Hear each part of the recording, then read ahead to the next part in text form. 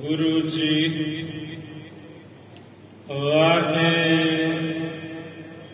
ਵਾਹਿਗੁਰੂ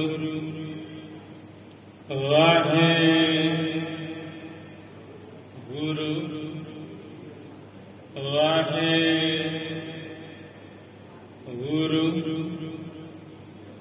ਵਾਹਿਗੁਰੂ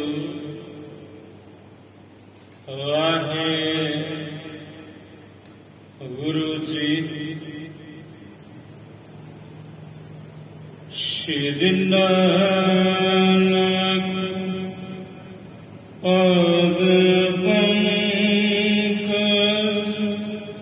ਬੰਦਨ ਪੰਕਜ ਬੰਦਨ ਸਿਮਰਾ ਅੰਗਦ ਦੁਖ ਨਿਕੰਦਨ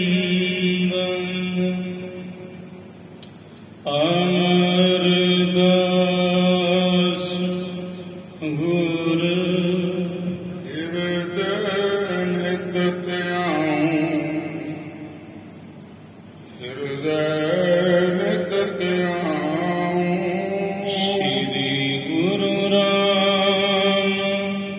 ਰਾਮਦਾਸ ਗੁਣ ਗਾਉ ਸ਼੍ਰੀ ਅਰਜਨ ਵਿਗਨਨ ਕੇ ਨਾਸ਼ਕ ਵਿਗਨਨ ਕੇ ਨਾਸ਼ਕ ਸ਼੍ਰੀ ਹਰਿਗੋਬਿੰਦ ਸ਼ੁਭ ਸੁਮਤ ਪ੍ਰਕਾਸ਼ਕ ਸ਼੍ਰੀ ਹਰਿ ਰਾਇ ਨਮੋ ਕਰ ਜੋਰੀ ਨਮੋ ਕਰ ਜੋਰੀ ਗੁਰ ਹਰਿ ਕ੍ਰਿਸ਼ਨ ਮਨਾਇਓ ਬਹੋਰੇ ਤੇਗ ਬਹਾਦਰ ਪਰਮ ਕਿਰਪਾਲਾ ਸਤਿਗੁਰ ਪਰਮ ਕਿਰਪਾਲਾ ਸ਼੍ਰੀ ਗੁਰੂ ਗੋਬਿੰਦ ਸਿੰਘ ਵਿਸ਼ਾਲਾ ਤਰਾ ਪਰ ਪੁਨ ਪੁਨ ਸੀ ਸਾਜ ਪੁਨ ਪੁਨ ਸੀ ਸਾ ਬੰਦਾਵਾਰ ਵਾਰ ਜਗਦੀਸ਼ਾ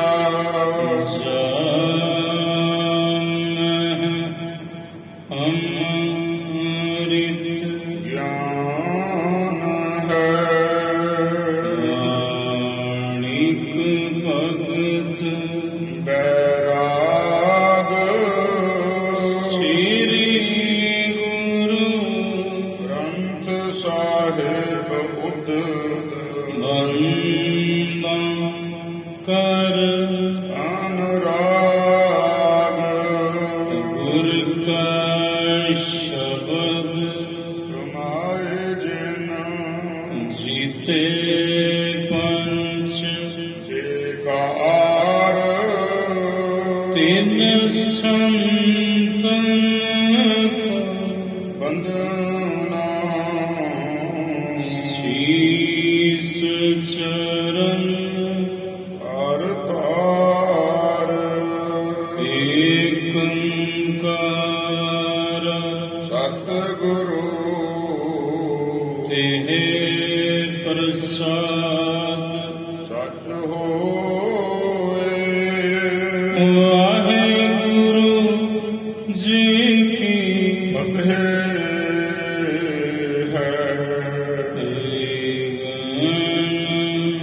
ਇਹ ਆਸਨ ਸੋਏ ਵਾਹਿਗੁਰੂ ਜੀ ਕੀ ਫਤਿਹ ਹੈ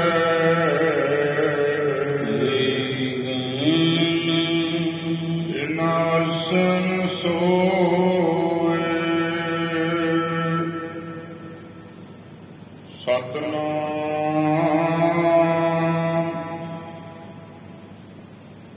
ਸ੍ਰੀ ਵਾਹਿਗੁਰੂ ਸਾਹਿਬ ਜੀ।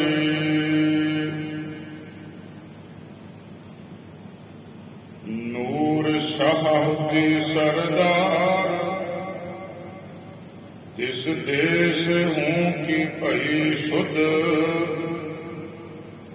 ਤਾਕੋ ਕਿਨ ਜਾਇ ਕੈ ਬਖਾਨੀਆ।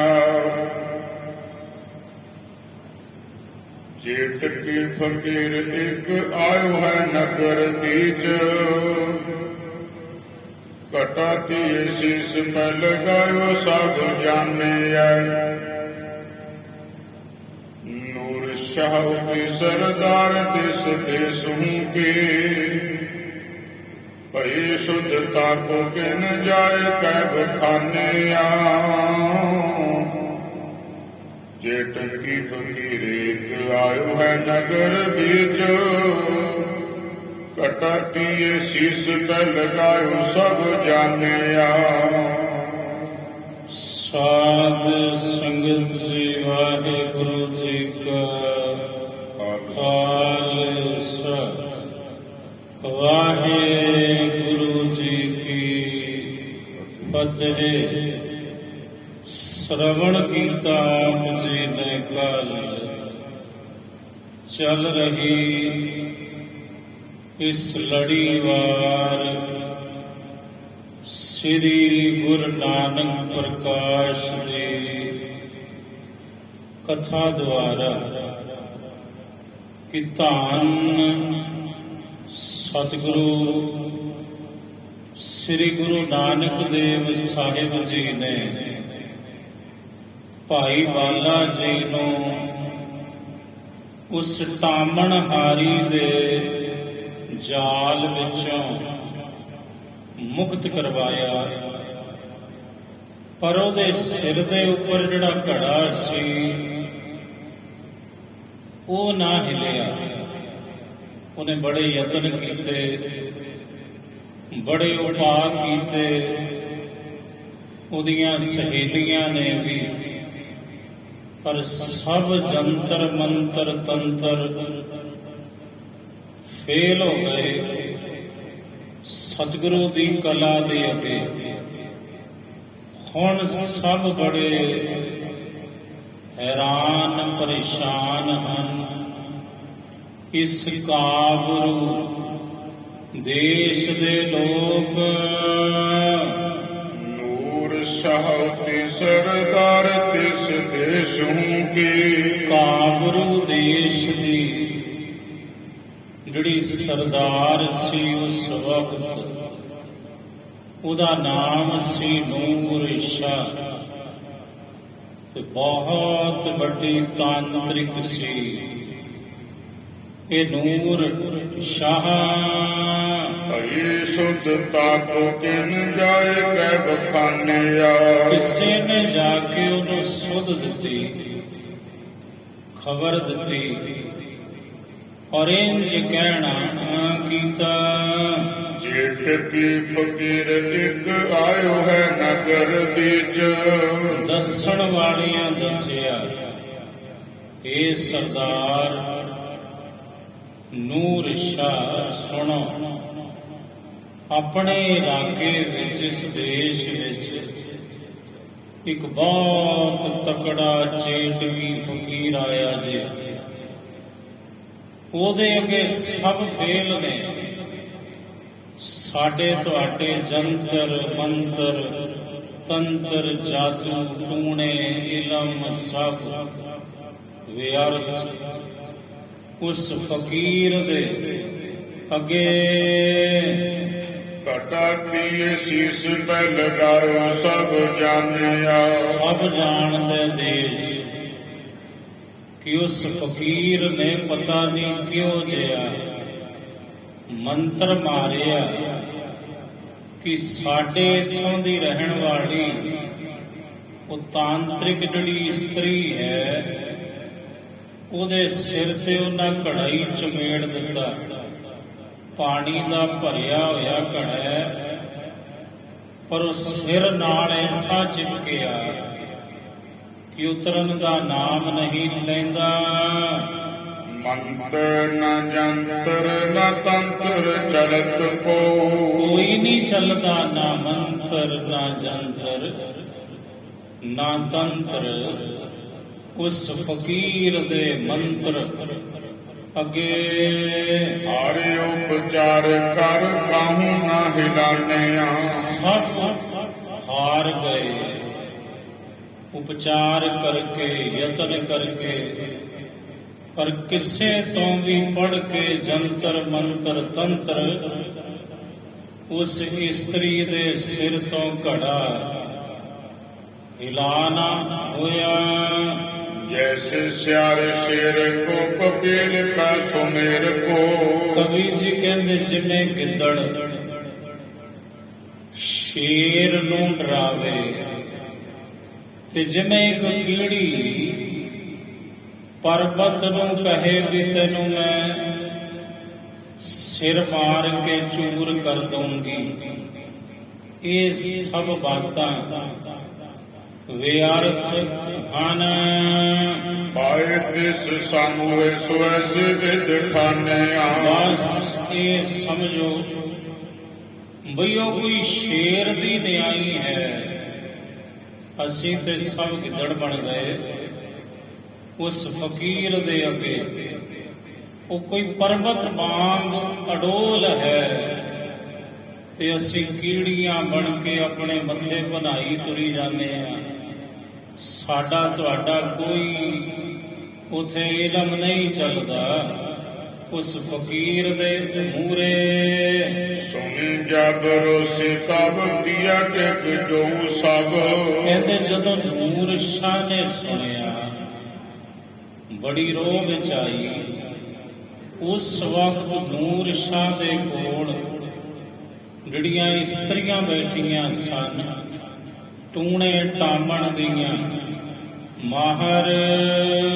ਕਾਮਨ ਕੇ ਬਿਦਨ ਸੁਜਾਨ ਜੇ ਜਾਣਿਆ।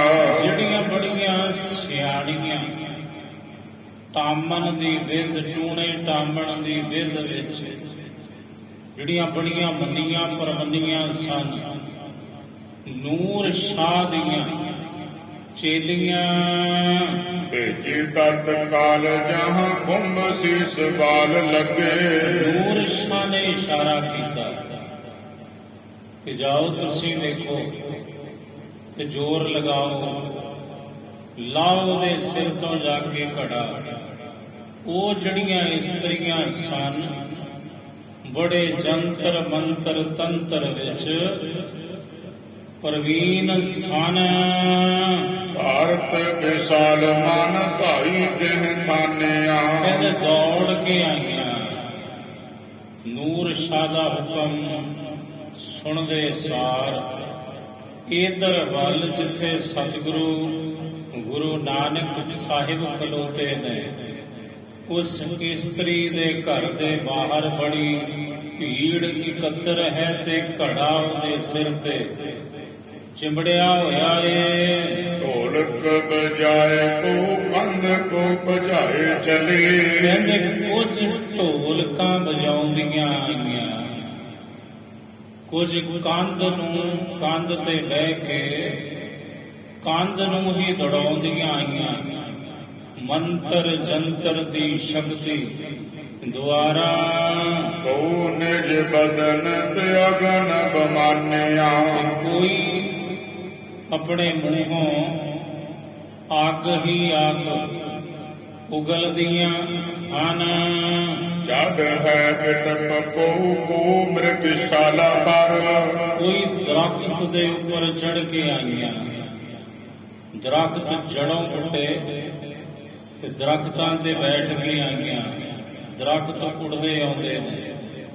ਕੋਈ ਮ੍ਰਿਗਸ਼ਾਲਾ ਦੇ ਉੱਪਰ ਬੈਠੀ ਆ ਰਹੀ ਹੈ ਇਸਤਰੀ। ਮ੍ਰਿਗਸ਼ਾਲਾ ਵੀ ਧਰਤੀ ਤੋਂ ਉੱਚੀ ਹਵਾ ਦੇ ਵਿੱਚ ਉੜਦੀ ਆਉਂਦੀ ਏ। ਉਹ ਭੇਟ ਮੰਤਰਨ ਕਿਤੇ ਨਹਿ ਤੇ ਆਨਿਆ। ਕੋਈ ਮੰਤਰਾਂ ਦੀ ਭੇਟਾ ਦੇਣ ਲਈ ਆਈਆਂ ਹਨ ਪੈਦਲ। ਲਿਖ ਹਾਰੇ ਚੰਤਨ ਸਭੈ ਮੰਤਨ ਪੜਤ ਵਿਸਾਰ। ਸਭ ਲਿਖ ਕੇ ਹਾਰ ਗਈਆਂ। ਜੰਤਰ ਤੇ ਮੰਤਰ ਬੜੇ ਪੜੇ, ਸਭ ਨੇ ਘਟਾ ਨ ਡੋਲਿਓ ਕਿਸੂ ਤੇ ਉਰ ਅਚਰਜ ਸਭ ਬਾਲ। ਪਰ ਘੜਾ ਟਸ ਤੋਂ ਮਸ ਨਹੀਂ ਹੋਇਆ। ਕਿਸੇ ਦੇ ਵੀ ਜੰਤਰ ਮੰਤਰ ਤੰਤਰ ਦੀ ਬਦੌਲਤ ਇਹ ਸਭ ਇਸਤਰੀਆਂ ਜਦੋਂ ਆਪਣਾ ਜ਼ੋਰ ਲਾ ਕੇ ਹੰਭ ਗਈਆਂ ਤਾਂ ਬੜੀਆਂ ਸ਼ਰਜ, ਬੜੀਆਂ ਹੈਰਾਨ ਹੋਈਆਂ ਵੀ ਕਮਾਲ ਹੈ, ਐਡਾ ਕਿਹੜਾ ਕਰਾਮਾਤੀ ਪੁਰਸ਼, ਕਿਹੜਾ ਕਲਾਵਾਨ ਆ ਗਿਆ ਜਿਹਨੇ ਸਾਡੇ ਤਮਾਮ ਜਾਦੂ ਟੂਣੇ ਜੰਤਰ ਮੰਤਰ ਤੰਤਰ ਦੀ ਵਿਦਿਆ ਨੂੰ ਬੰਨ ਹੀ ਦਿੱਤਾ। ਨੂਰ ਸਾਹਿਬ ਪਾਸ ਪੁਨ ਸੁਧੇ ਦਿਨ ਜਾਏ ਕੈ। ਦੌੜ ਦੌੜ ਕੇ ਇੱਕ ਇਸਤਰੀ ਗਈ ਨੂਰ ਸ਼ਾਹ ਦੇ ਕੋਲ, ਉਹਨੂੰ ਖਬਰ ਦੇਣ ਲਈ ਮੁੜ। ਹਾਰੀ ਕਰਤ ਰੋਸ ਕੀਨ ਹਾਰੀ ਕਰਤ ਪ੍ਰਯਾਸ ਬਲ ਨ ਚੱਲੇ ਇੱਕ ਕੁੰਭ ਪਰ। ਉਸ ਇਸਤਰੀ ਨੇ ਕਿਹਾ, ਹੈ ਸਰਦਾਰ ਨੂਰ ਸ਼ਾਹ, ਤੁਸੀਂ ਜਿੰਨੀਆਂ ਘਲੀਆਂ ਸਨ ਆਪਣੀਆਂ ਚੇਲੀਆਂ ਉਹ ਤੇ ਸਭ ਹਾਰ ਗਈਆਂ। ਬੜੇ ਪ੍ਰਯਾਸ ਕੀਤੇ ਉਹਨਾਂ, ਬੜੇ ਯਤਨ ਕੀਤੇ, ਪਰ ਕਿਸੇ ਨੇ ਵੀ ਉਸ ਫਕੀਰ ਦਾ ਜਿਹੜਾ ਮੰਤਰ ਚਲਾਇਆ ਹੋਇਆ ਉਹਦੀ ਕਲਾ ਨੂੰ ਲਾਂਭੇ ਨਹੀਂ ਕੀਤਾ। ਤਿਵੇਂ ਦਾ ਤਿਵੇਂ ਘੜਾ ਚਿਮੜਿਆ ਹੋਇਆ ਉਸ ਇਸਤਰੀ ਦੇ ਸਿਰ ਉੱਪਰ। ਸ਼ਰਵਣ ਸੁਣ ਰੋਸ ਕਿਨ ਸਵਣ ਕੋ ਧੀਰ ਦੀਨ। ਕਹਿੰਦੇ ਸੁਣ ਕੇ ਨੂਰ ਸ਼ਾਹ ਨੇ ਬੜਾ ਰੋਸ ਕੀਤਾ ਤੇ ਸਾਰਿਆਂ ਨੂੰ ਬੜਾ ਧੀਰਜ ਦਿੱਤਾ, ਕਹਿੰਦੀ ਘਬਰਾਓ ਨਾ। ਹੁਣ ਮੈਂ ਵੇਹਨੀ ਆ ਐਡਾ ਕਿਹੜਾ ਪੂਰਨ, ਕੋਈ ਕਾਮਲ, ਕੋਈ ਆਮਲ ਫਕੀਰ ਸਾਡੇ ਇਲਾਕੇ ਵਿੱਚ ਆਇਆ ਹੈ। ਮੰਤਰ ਜੰਤਰ ਲਖ ਲੀਨ ਚਲਿਆ ਬਤਾਏ ਕੈ। ਕਹਿੰਦੇ ਜੰਤਰ ਮੰਤਰ ਲਿਖ ਲਏ ਤੇ ਨੂਰ ਸ਼ਾਹ ਆਪ ਚੱਲੀ ਹੈ। ਬੜੀ ਤੇਜੀ ਤੇਜੀ। ਕੈਸੋ ਹੈ ਫਕੀਰ ਜਾਏ ਦੇਖੋ ਤੇ ਧੀਰ ਕੇ ਤੋ। ਕਹਿਣ ਲੱਗੀ ਮੈਂ ਵੇਹਨੀ ਆ ਕਿਹੋ ਜਿਹਾ ਫਕੀਰ ਹੈ ਉਹ, ਤੇ ਕਿਤਨਾ ਉਹਦੇ ਪਾਸ ਧੀਰਜ ਹੈ। ਚੇਟ ਕੀ ਗਹਿਰ ਅਬ ਜਿੱਤੋਂ ਕੀ ਬਣਾਏ ਕੈ। ਹੁਣ ਮੈਂ ਜਿੱਤਦੀ ਆ ਉਸ ਫਕੀਰ ਨੂੰ ਜਿਹੜਾ ਬੜਾ ਚੇਟ ਕੀ ਮੰਨਿਆ ਹੈ, ਜਾਣਿਆ ਜਾਂਦਾ ਹੈ। ਉਸ ਵੱਡੇ ਫਕੀਰ ਨੂੰ ਹੁਣ ਮੈਂ ਜਿੱਤਦੀ ਆ ਆਪਣੀ ਕਲਾ, ਆਪਣੇ ਇਲਮ ਦੁਆਰਾ। ਆਣ ਪੜੇ ਮੰਤਰ ਸੁਹਾਏ ਲਿਖ ਜੰਤਰ। ਕਹਿੰਦੇ ਨੂਰ ਸ਼ਾਹ ਆਈ ਉਸ ਇਸਤਰੀ ਦੇ ਪਾਸ ਜਿਹਦੇ ਸਿਰ ਦੇ ਉੱਪਰ ਘੜਾ ਚਿਮੜਿਆ ਹੋਇਆ ਤਿਵੇਂ ਦਾ ਤਿਵੇਂ।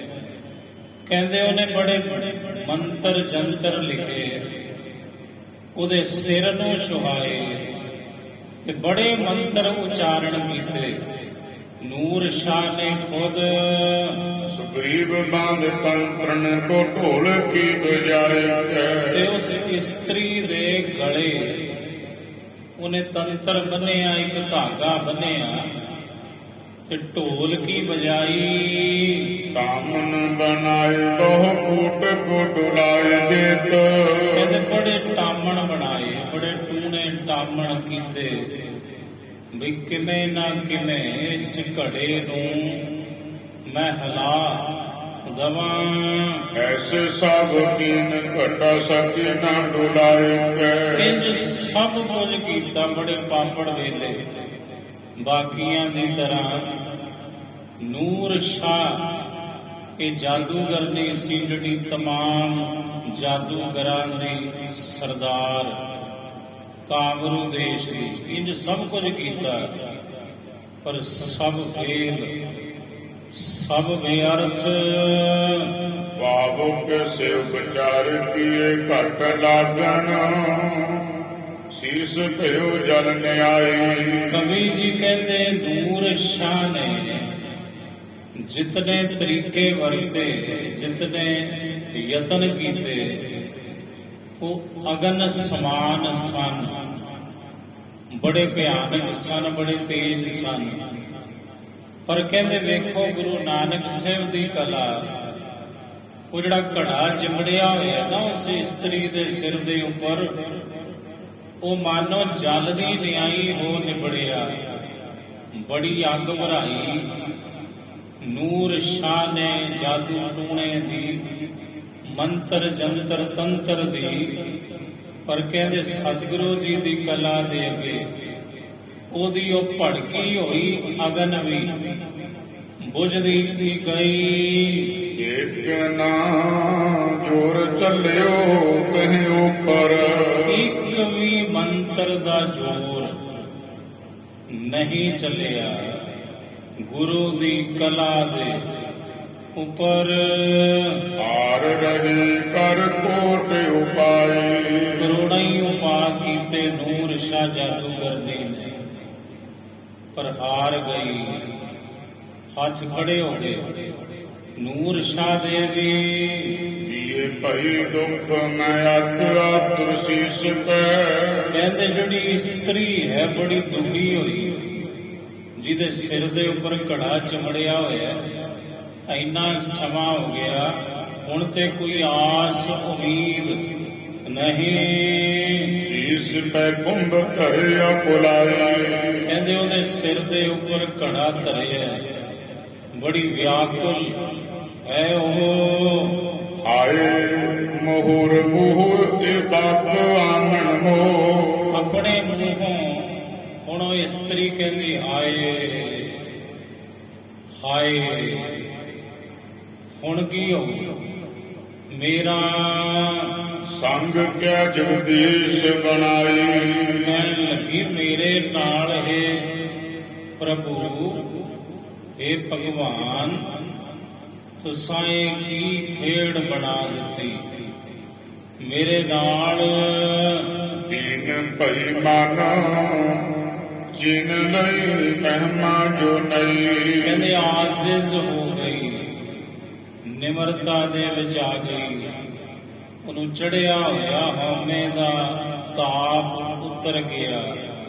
ਸਿਖਰ ਤੇ ਸੀ ਜੋ ਹੰਕਾਰ, ਉਹ ਚਕਨਾ ਚੂਰ ਹੋ ਗਿਆ ਉਹਦਾ। ਜਦੋਂ ਉਹਨੂੰ ਕੁਝ ਸਮਝ ਆਈ ਤੇ ਬੜੀ ਨਿਮਰਤਾ ਵਿੱਚ ਆਈ ਤੇ ਸਾਹਮਣੇ ਗੁਰੂ ਨਾਨਕ ਸਾਹਿਬ ਨੇ ਖਲੋਤੇ।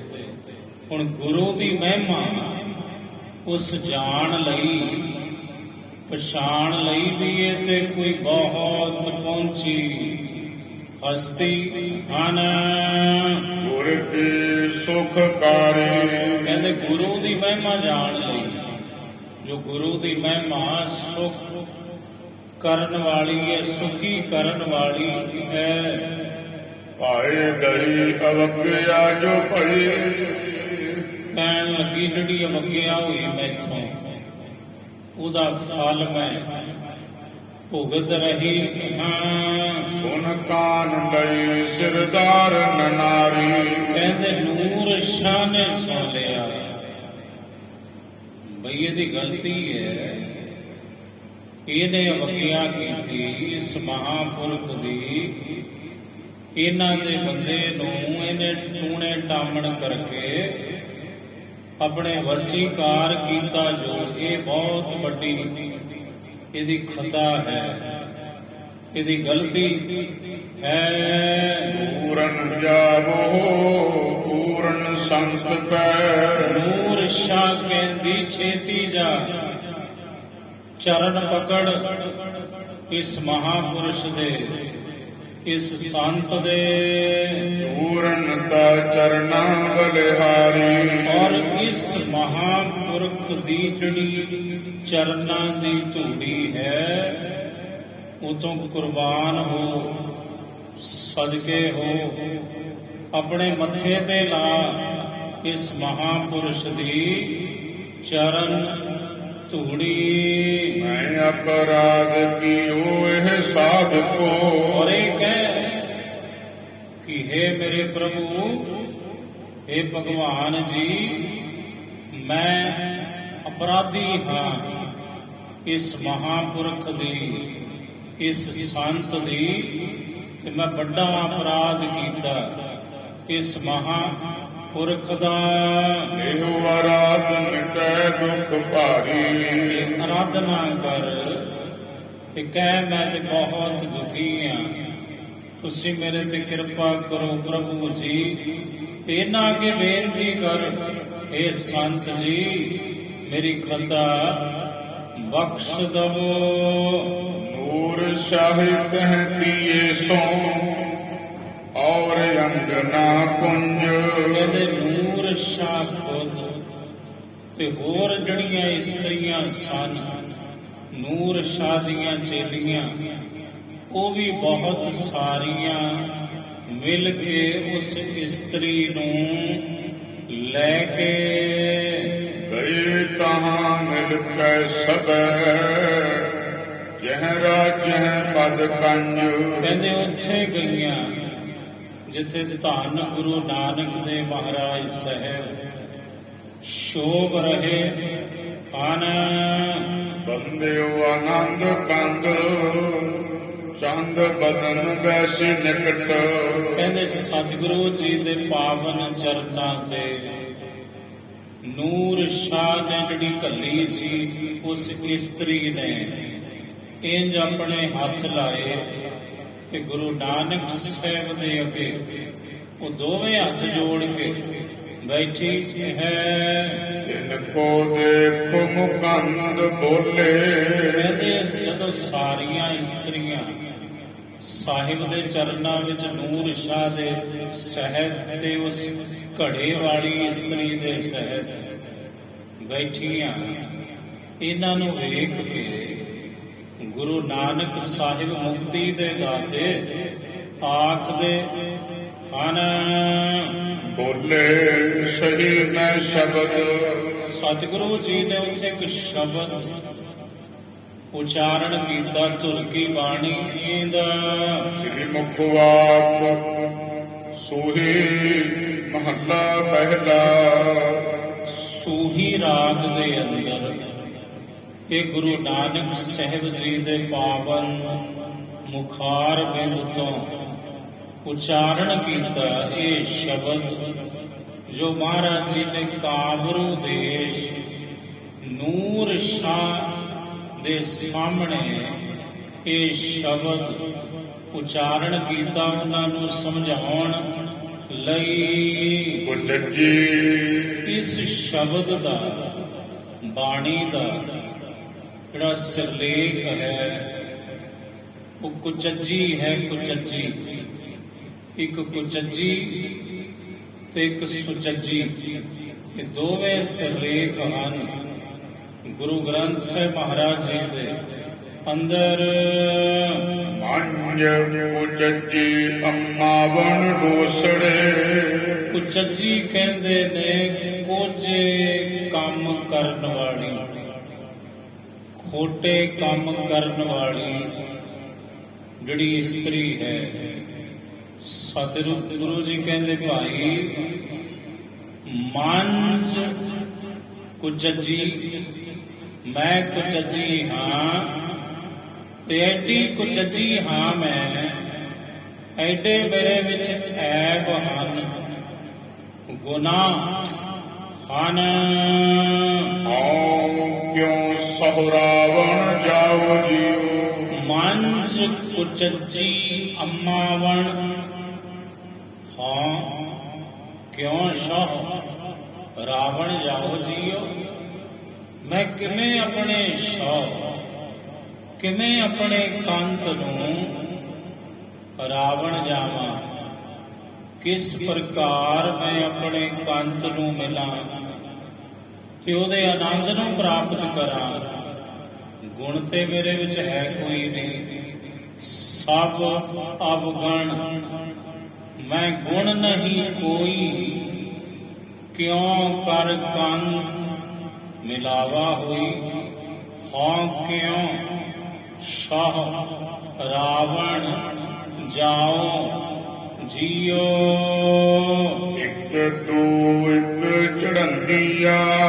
ਇਹ ਮੇਰੇ ਵਾਹਿਗੁਰੂ, ਇਹ ਜਿਹੜੀ ਤੇਰੀ ਸ੍ਰਿਸ਼ਟੀ ਹੈ, ਇਹਦੇ ਵਿੱਚ ਇੱਕ ਤੋਂ ਇੱਕ ਚੜ੍ਹਦੀਆਂ ਨੇ।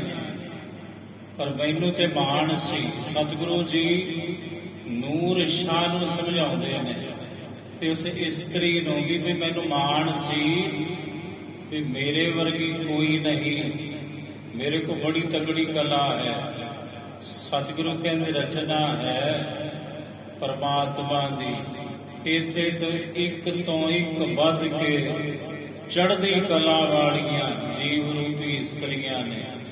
ਇੱਕ ਤੋਂ ਇੱਕ ਵੱਧ ਕੇ ਕਮਾਈ ਵਾਲੇ ਪੁਰਸ਼ ਹਨ। ਇੱਕ ਤੋਂ ਇੱਕ ਵੱਧ ਕੇ ਇੱਥੇ ਆਮਲ ਤੇ ਕਾਮਲ ਲੋਕ ਨੇ। ਅਤੇ ਐਵੇਂ ਮਾਣ ਕਰੀ ਬੈਠੀ ਸਾਂ।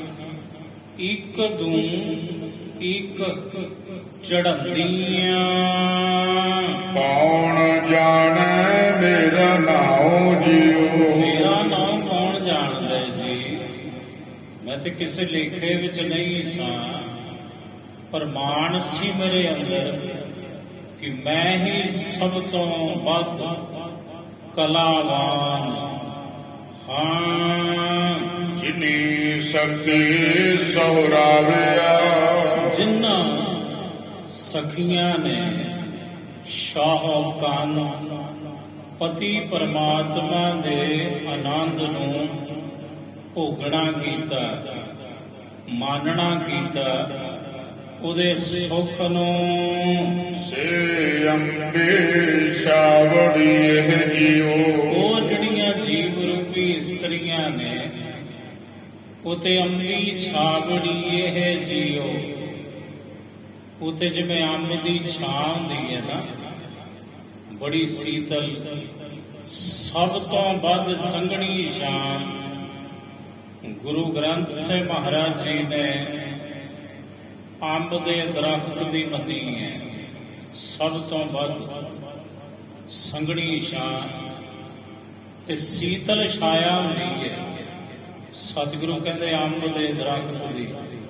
ਮਹਾਰਾਜ ਕਹਿੰਦੇ ਫਿਰ ਉਹ ਜਿਹੜੀਆਂ ਜਗਿਆਸੂ ਰੂਪੀ ਜੀਵ ਰੂਪੀ ਇਸਤਰੀਆਂ ਨੇ, ਜਿਨ੍ਹਾਂ ਨੇ ਕਾਂਤ ਪਤੀ ਪਰਮਾਤਮਾ ਦੇ ਆਨੰਦ ਨੂੰ, ਸੁੱਖ ਨੂੰ ਭੋਗਣਾ, ਮਾਨਣਾ ਕੀਤਾ ਹੈ। ਸੇ ਅੰਬੀ ਛਾਵੜੀਏ ਜੀਓ। ਉਤੇ ਅੰਬ ਦੀ ਛਾਂ ਵਾਂਗ ਅੰਦਰੋਂ ਤੇ ਬਾਹਰੋਂ ਸੀਤਲ ਹੁੰਦੀਆਂ ਨੇ, ਤਨ ਮਨ ਕਰਕੇ। ਸੇ ਗੁਣ ਮੰਜ ਨਿਆਵਣੀ। ਪਰ ਉਹ ਜਿਹੜੇ ਗੁਣ ਨੇ, ਉਹਨਾਂ ਗੁਰਮੁਖ ਰੂਪੀ ਸਖੀਆਂ ਦੇ ਅੰਦਰ, ਉਹਨਾਂ ਭਗਤ ਜਨਾਂ ਰੂਪੀ ਸਖੀਆਂ ਦੇ ਅੰਦਰ ਉਹ ਗੁਣ ਮੇਰੇ ਵਿੱਚ ਨਹੀਂ ਆਉਂਦੇ।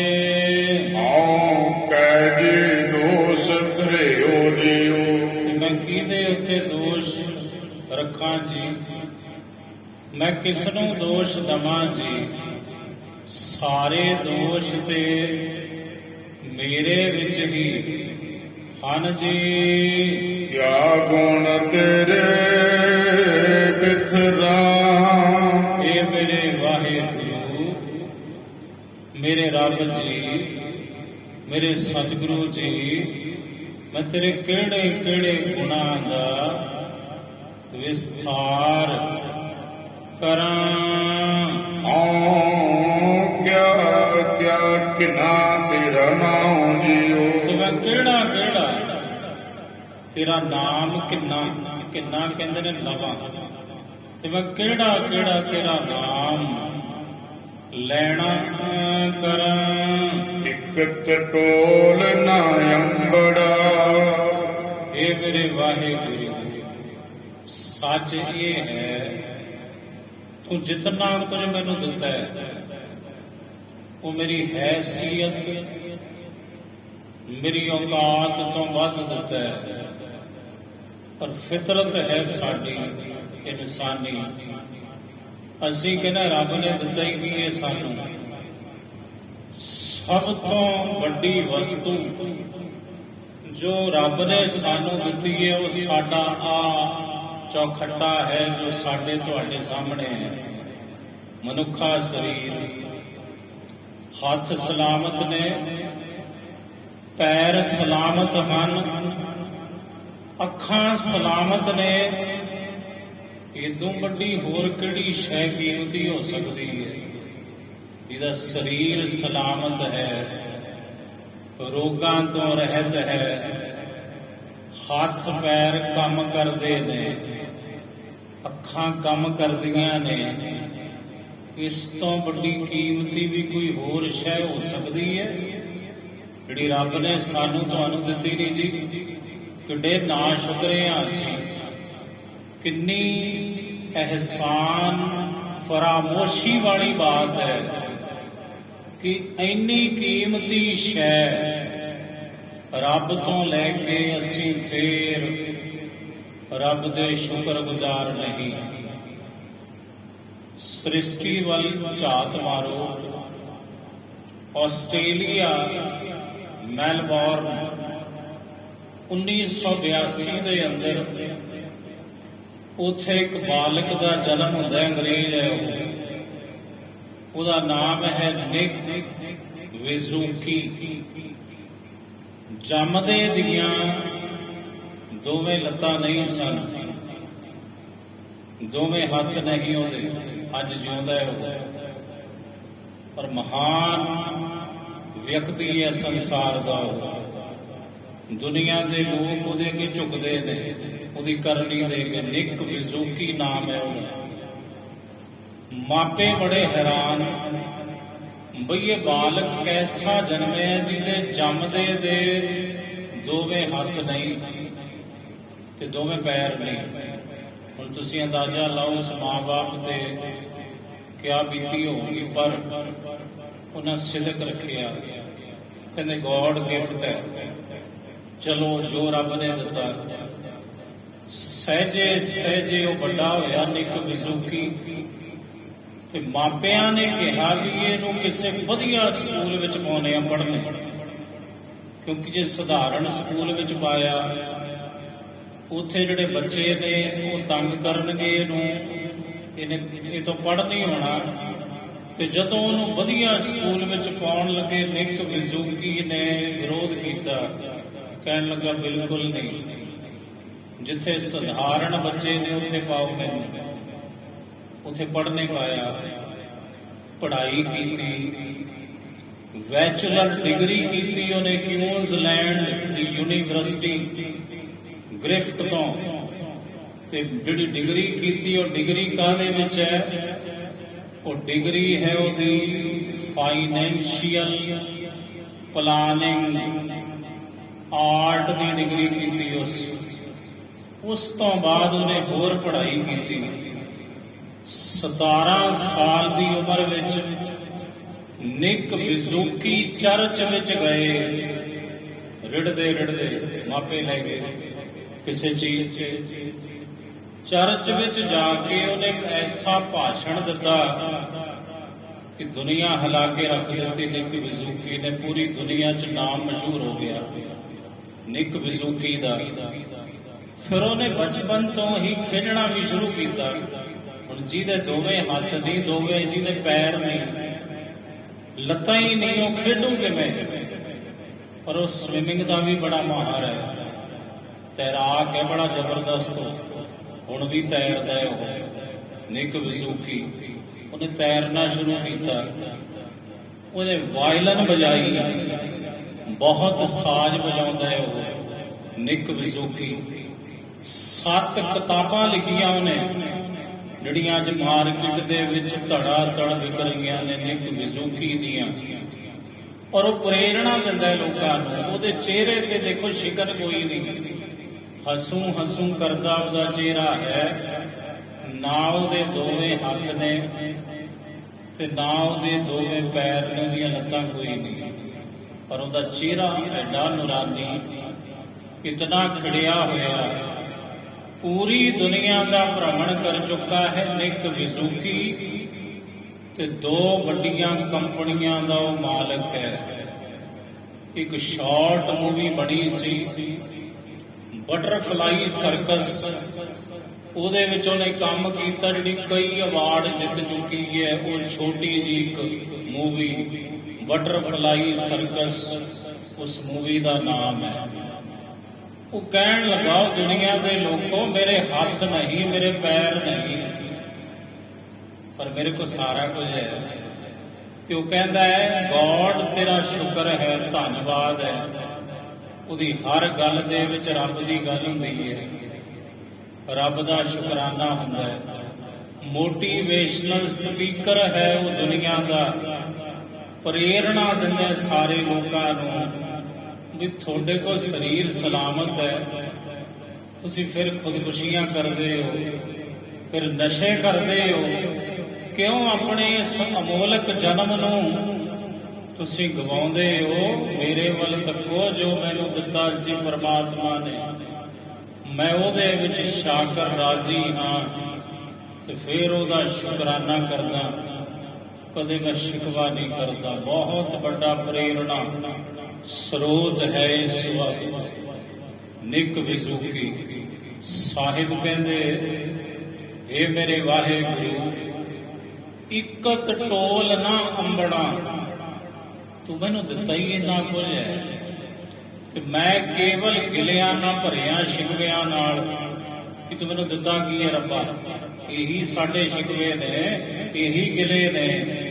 ਤੇ ਮਹਾਰਾਜ ਜੀ ਦੀ ਬਾਣੀ ਦੀਆਂ ਪੰਕਤੀ ਵਿਚਾਰਿਓ ਕਦੇ, ਇਕਤ ਟੋਲ ਨਾ ਅੰਬੜਾ, ਤੂੰ ਮੈਨੂੰ ਜਿਹੜੀਆਂ ਦਾਤਾਂ ਦਿੱਤੀਆਂ, ਟੋਲ ਕਹਿੰਦੇ ਨੇ ਪਦਾਰਥ ਨੂੰ, ਦਾਤਾਂ ਨੂੰ, ਤੂੰ ਮੈਨੂੰ ਜਿਹੜੇ ਪਦਾਰਥ ਦਿੱਤੇ ਨੇ, ਜੇਕਰ ਮੈਂ ਤੇਰਾ ਇੱਕ ਪਦਾਰਥ, ਇੱਕ ਦਾਤ ਲੈ ਕੇ ਤੇਰਾ ਸ਼ੁਕਰਾਨਾ ਕਰਨ ਬੈਠਾ, ਮੈਥੋਂ ਨਹੀਂ ਹੋਣਾ।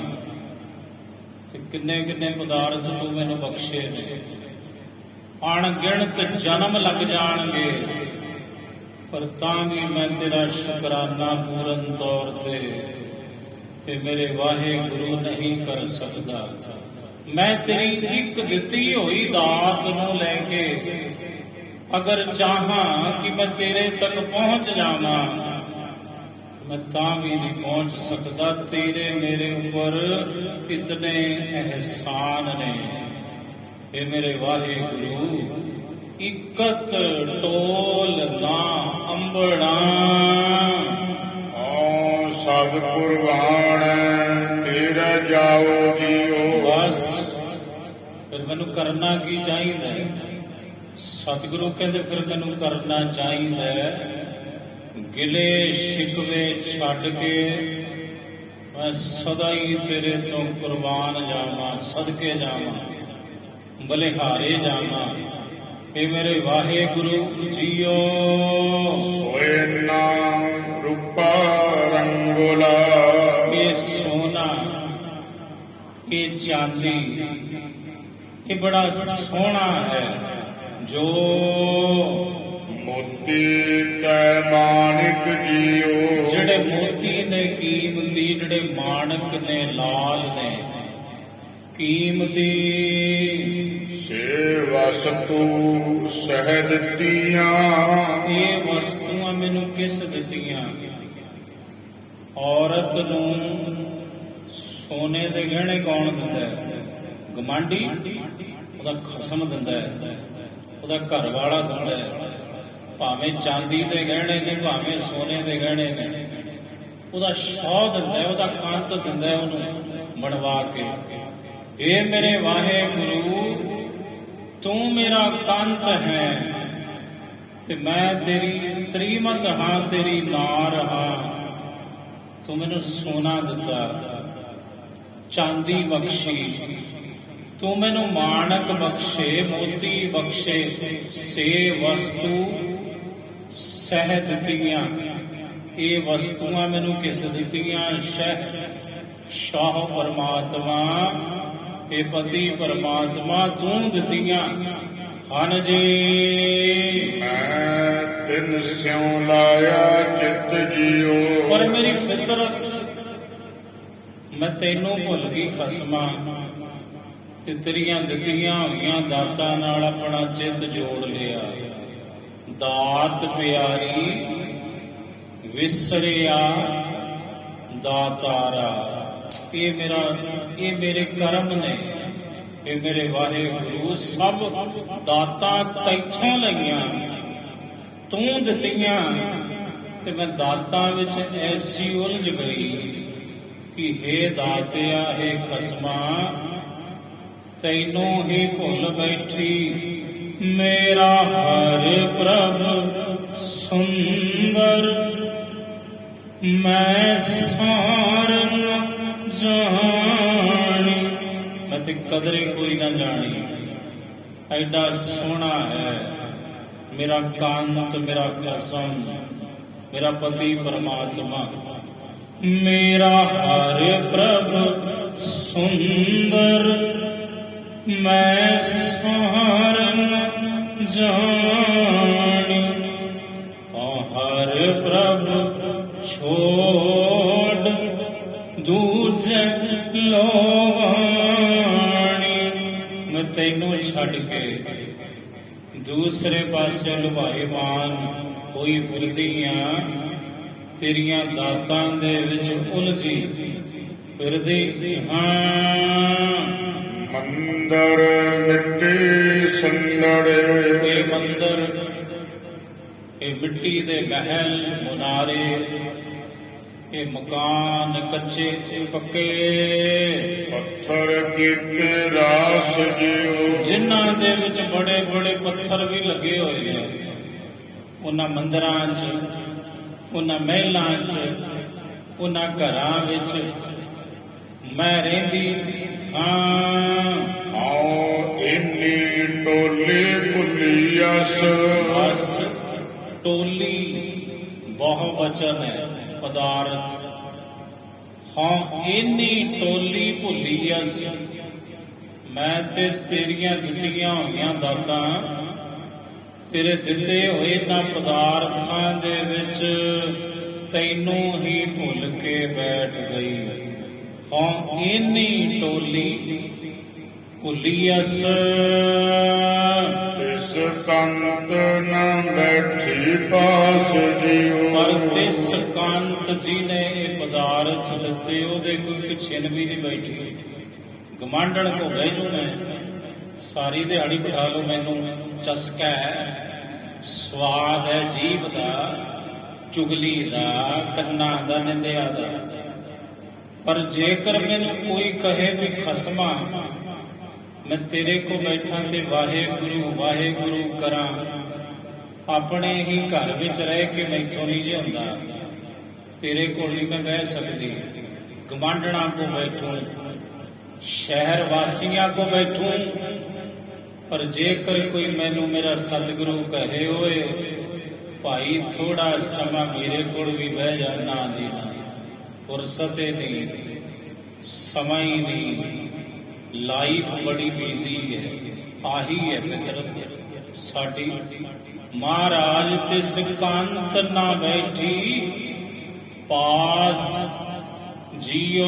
ਹੁਣ ਜਿਹੜੇ ਖਸਮ ਤੋਂ ਇਸਤਰੀ ਕੱਪੜੇ ਵੀ ਮਹਿੰਗੇ ਮਹਿੰਗੇ ਮੰਗਦੀ ਹੈ, ਪਾਉਂਦੀ ਹੈ ਲੈ ਕੇ, ਤੇ ਗਹਿਣੇ ਵੀ ਲੈ ਕੇ ਪਾਉਂਦੀ ਹੈ, ਤੇ ਉਹ ਕੰਤ ਘਰ ਦੇ ਵਿੱਚ ਹੋਵੇ, ਤੇ ਉਹ ਇਸਤਰੀ ਗਮਾਂਡਣਾ ਕੋ ਤੁਰੀ ਫਿਰੇ, ਕੰਤ ਤੇ ਸੋਚੂਗਾ ਨਾ, ਉਹ ਤੇ ਮਜਬੂਰ ਹੋਊਗਾ ਸੋਚਣ ਲਈ ਵੀ ਮੈਂ ਕਮਾਈ ਕਰਦਾ, ਸਾਰਾ ਕੁਝ ਲਿਆ ਕੇ ਇਹਨੂੰ ਦਿੰਦਾ, ਤੇ ਮੇਰੇ ਕੋਲ ਇੱਕ ਮਿੰਟ ਵੀ ਨਹੀਂ ਹੈ ਬਹਿੰਦੀ। ਕਦੇ ਉਹਦੇ ਕੋ, ਕਦੇ ਭੂਆ ਕੋ, ਕਦੇ ਮਾਸੀ ਕੋ, ਕਦੇ ਤਾਈ ਕੋ, ਕਦੇ ਚਾਚੀ ਕੋ। ਖਸਮ ਬਰਦਾਸ਼ਤ ਕਰੂ ਜੀ ਕਦੇ? ਕਦੇ ਵੀ ਨਹੀਂ ਕਰ ਸਕਦਾ। ਦੁਨਿਆਵੀ ਖਸਮ ਤੇ ਸਾਰੇ ਜਗਤ ਦਾ ਜੋ ਖਸਮ ਹੈ, ਜੋ ਸਾਰੇ ਜਗਤ ਦਾ ਦਾਤਾ ਹੈ, ਜਿਸ ਦਾ ਦਿੱਤਾ ਖਾਵਣਾ ਜਿਹਦਾ ਦਿੱਤਾ ਖਾਣੇ ਆ ਪਹਿਨਦੇ ਆ, ਤੇ ਉਸ ਖਸਮ ਕੰਤ ਦੇ ਕੋਲ ਇੱਕ ਛਿਨ ਲਈ ਬੈਠਣ ਲਈ ਅਸੀਂ ਤਿਆਰ ਨਹੀਂ, ਤੇ ਸਕੰਤ ਨਾ ਬੈਠੀ ਪਾਸ ਜੀਓ ਅੰਮ੍ਰਿਤ ਵੇਲੇ ਉੱਠਣ ਲਈ ਤਿਆਰ ਨਹੀਂ ਅਸੀਂ, ਜਪਜੀ ਪੜ੍ਹਨ ਲਈ ਤਿਆਰ ਨਹੀਂ ਅਸੀਂ, ਨਿਤਨੇਮ ਕਰਨ ਲਈ ਤਿਆਰ ਨਹੀਂ ਅਸੀਂ, ਵਾਹਿਗੁਰੂ ਮੂਲ ਮੰਤਰ ਜਪਣ ਲਈ ਤਿਆਰ ਨਹੀਂ ਅਸੀਂ, ਕਥਾ ਕੀਰਤਨ ਸੁਣਨ ਲਈ ਅਸੀਂ ਤਿਆਰ ਨਹੀਂ। ਫਿਰ ਤੇ ਉਹ ਗੱਲ ਹੋ ਗਈ ਨਾ, ਸਭ ਕੇ ਛਪਨਾ ਇੱਕ ਰਾਮ ਪਰਾਇਆ ਵੀ ਤੈਥੋਂ ਲੈਣਾ ਕੀ ਹੈ, ਬਸ ਦਈ ਜਾ ਪਦਾਰਥ। ਤੇ ਸਿਕਾਂਤ ਨਾ ਬੈਠੀ ਪਾਸ ਜੀਓ, ਅੰਬਰ ਕੂੰਜਾਂ ਕੁਰਲੀਆਂ, ਅੰਬਰ ਕੂੰਜਾਂ ਕੁਰਲੀਆਂ, ਜਿਹੜੀਆਂ ਕੂੰਜਾਂ ਨੇ ਅੰਬਰ ਆਕਾਸ਼ ਵਿੱਚ ਉੱਚੀਆਂ ਉੜਨ ਵਾਲੀਆਂ, ਇਹ ਕੂੰਜਾਂ ਕਿਹੜੀਆਂ ਨੇ? ਇਹ ਕੂੰਜਾਂ ਨੇ ਸ਼ੁਭ ਗੁਣ, ਜਿਹੜੇ ਉੱਚੇ ਹੁੰਦੇ ਨੇ। ਸਭ ਤੋਂ ਕੂੰਜਾਂ ਵਾਂਗ ਬੱਗ ਬੈਠੇ ਆਏ ਜੀਓ, ਬਸ ਉਹ ਕੂੰਜਾਂ ਉੱਡ ਗਈਆਂ ਮੇਰੇ ਅੰਦਰੋਂ, ਸ਼ੁਭ ਗੁਣ ਚਲੇ ਗਏ ਤੇ ਬਗਲੇ ਬਹਿ ਗਏ ਆ ਕੇ ਮੇਰੇ ਅੰਦਰ। ਬਗਲੇ ਕੀ ਨੇ? ਅਵਗਣ, ਔਗਣ, ਮਾੜੀ ਸੋਚ, ਇਹ ਬਗਲੇ ਨੇ। ਤੇ ਬਗਲੇ ਬਹਿ ਗਏ ਨੇ ਆ ਕੇ ਹੁਣ ਮੇਰੇ ਪਾਸ। ਸਾ ਧਨ ਚੱਲੇ ਸਾਹੋ ਰਹਿ, ਫਿਰ ਮਹਾਰਾਜ ਕਹਿੰਦੇ ਭਾਈ ਇਹੋ ਜੀ ਇਸਤਰੀ ਜਦੋਂ ਫਿਰ ਸਹੁਰੇ ਜਾਂਦੀ ਹੈ, ਸਹੁਰੇ ਸਭਨਾ ਸਹੁਰੇ ਵੰਜਣਾ। ਸਹੁਰਾ ਘਰ ਸਾਡਾ ਕਿਹੜਾ ਹੈ?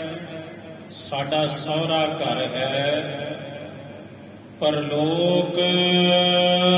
ਕਿਆ ਮੋਹ ਦੇ ਸੀ ਅੱਗੇ ਜਾਏ ਜੀਓ, ਫਿਰ ਦੱਸੋ ਇਹ ਜੀਵ ਰੂਪੀ ਇਸਤਰੀ ਜਿਹੜੀ ਸਾਰੀ ਉਮਰ ਕੁਚਜੀ ਰਹੀ, ਫਿਰ ਕਿਹੜਾ ਮੂੰਹ ਵਿਖਾਏਗੀ ਜਾ ਕੇ ਜੀ ਆਪਣੇ ਕੰਤ ਨੂੰ? ਸੁੱਤੀ ਸੁੱਤੀ ਝਾਲ ਥੀਆ, ਬਸ ਸੁੱਤੀ ਸੁੱਤੀ ਦੀ ਝਾਲ ਥੀਆ। ਸਾਰੀ ਉਮਰ ਸੁੱਤੀ ਸੁੱਤੀ ਦੀ ਹੀ ਗੁਜ਼ਰ ਗਈ, ਬੀਤ ਗਈ। ਸਗਲੀ ਰੈਣ ਗੁਦਰੀ ਅੰਧਿਆਰੀ, ਸੁੱਤੀ ਸੁੱਤੀ ਝਾਲ ਥੀਆ। ਸਾਰੀ ਉਮਰ ਸੁੱਤੀ ਸੁੱਤੀ ਦੀ ਹੀ ਗੁਜ਼ਰ ਗਈ। ਭੁੱਲੇ ਬਾਟੜੀ ਆਸ ਜੀਓ, ਜਿਹੜਾ ਬਾਟੜੀ ਆਸ, ਜਿਹੜਾ ਅਸਲ ਰਾਹ ਸੀ, ਇਹਦਾ ਆਪਣਾ ਅਸਲ ਰਾਹ ਸੀ, ਉਹ ਤੋਂ ਭੁੱਲ ਗਈ। ਤੈ ਸਹਿ ਨਾਲੋਂ ਮੁਤੀਅਸ, ਤੈ ਸਹਿ ਨਾਲੋਂ ਮੁਤੀਅਸ। ਮੁਤੀਅਸ ਕਹਿੰਦੇ ਨੇ ਵਿਛੜਨਾ। ਏ ਮੇਰੇ ਵਾਹਿਗੁਰੂ ਮੈਂ ਤੇਰੇ ਨਾਲੋਂ ਵਿਛੜ ਗਈ। ਦੁੱਖਾਂ ਕੋ ਧਰਿਆ ਸਜਿਓ, ਬਸ ਤੇਰੇ ਨਾਲੋਂ ਜਦੋਂ ਮੈਂ ਵਿਛੜੀ ਤੇ ਦੁੱਖ ਹੀ ਦੁੱਖ ਮਹਾਰਾਜ ਮੇਰੇ ਅੰਦਰ ਆ ਕੇ ਟਿਕ ਗਏ। ਕੀ ਵਿਸਰੈ ਦੁੱਖ ਬਹੁਤਾ ਲਾਗੈ, ਦੁੱਖ ਲਾਗੈ ਤੂੰ ਵਿਸਰ ਨਾਹੀ। ਹਰ ਬਿਸਰਤ ਸਦਾ ਕੁਵਾਰੀ। ਵਾਹਿਗੁਰੂ ਜੀ ਕਾ ਖਾਲਸਾ, ਵਾਹਿਗੁਰੂ ਜੀ ਕੀ ਫਤਿਹ।